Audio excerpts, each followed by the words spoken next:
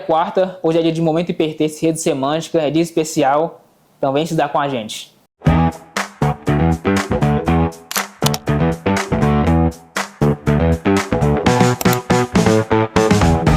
Uma das ideias mais espalhadas no cristianismo certamente é esta: quando alguém morre, a alma continua viva, consciente no céu ou no inferno. Mas e se isso não for bíblico? E se essa crença tão comum, tão disseminada, tiver raízes não na escritura, mas na filosofia grega? A Bíblia ela é direta ao afirmar: os mortos eles não sabem coisa nenhuma, diz Eclesiastes 9, versículo 5. E isso também muda tudo, porque se os mortos não estão conscientes, então céu e inferno não estão agora habitados. A única resposta bíblica para a morte não é uma alma viva, é a ressurreição. Segundo as Escrituras, a história não termina no túmulo, ela termina em dois momentos claros. Primeiro deles, a ressurreição dos justos na volta de Jesus. Segundo deles, a ressurreição dos ímpios após o milênio, onde Jesus deixa isso explícito muitas vezes na palavra para a gente também. Todos os que se acham nos túmulos ouvirão a sua voz. João 5, 28 e 29. Paulo reforça: os mortos em Cristo ressuscitarão primeiro. 1 Tessalonicenses 4, 16 e 17. E Apocalipse conclui também: o juízo final acontece depois, não no momento da morte. Apocalipse 20, do 1 ao 9, você pode acompanhar isso depois. Ou seja, ninguém recebe recompensa ou punição antes da ressurreição. A Bíblia não ensina o inferno de tormento eterno consciente. Ela ensina destruição final. O pecado não será eternamente preservado. Ele será erradicado, totalmente destruído, acabado. Apocalipse chama isso de segunda morte. Malaquias diz que os ímpios se tornarão cinza. Jesus fala em destruir corpo e alma. Isso não diminui a justiça de Deus. Isso não o torna injusto. Pelo contrário, revela um Deus justo, coerente e misericordioso. Deus não sustenta o sofrimento infinito.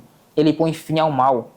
Agora, nosso momento tão aguardado, nosso momento hipertexto, é a palavra da rede semântica de hoje, dessa semana, é aniquilação. Parece uma palavra dura, mas ao redor dessa palavra nós também podemos fazer conexões que são essenciais. E quando falamos sobre aniquilação, nós não podemos deixar de citar a morte, porque o salário do pecado é a morte e não é viver sofrendo. Justiça, porque Deus pune o pecado de forma proporcional e definitiva. Fim do mal, uma expressão importante, porque o pecado não será eterno no universo. Segunda morte, a extinção final após o juízo. Ressurreição, ninguém é julgado antes de viver novamente. Juízo, ocorre no tempo determinado por Deus, não na morte.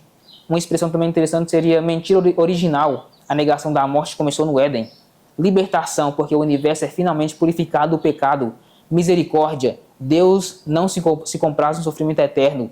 Esperança, o mal tem prazo de validade. E por fim, Cristo, porque Ele sempre será o centro de tudo.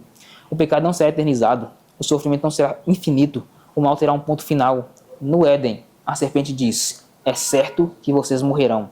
Hoje, essa mentira ainda ecoa, disfarçada de doutrina. Vocês não morrerão, apenas sofrerão para sempre. Mas a Bíblia diz outra coisa: o pecado leva à morte, a salvação leva à vida eterna. Deus, Ele não mantém o inferno funcionando para sempre. Isso vai contrário ao seu caráter de amor, ao seu caráter de justiça. Ele encerra o pecado, restaura o universo e garante que o sofrimento nunca mais se levante. O inferno não glorifica a Deus em nada. Deus ele é contrário à morte, ao pecado, ao inferno. O fim do pecado, sim. E essa é a verdadeira boa notícia, que um dia ele acabará. E aí sim, Deus ele implantará o seu reino de forma definitiva para todo sempre. E você precisa estar lá. Que Deus te abençoe. Tenha um ótimo dia e até a próxima lição.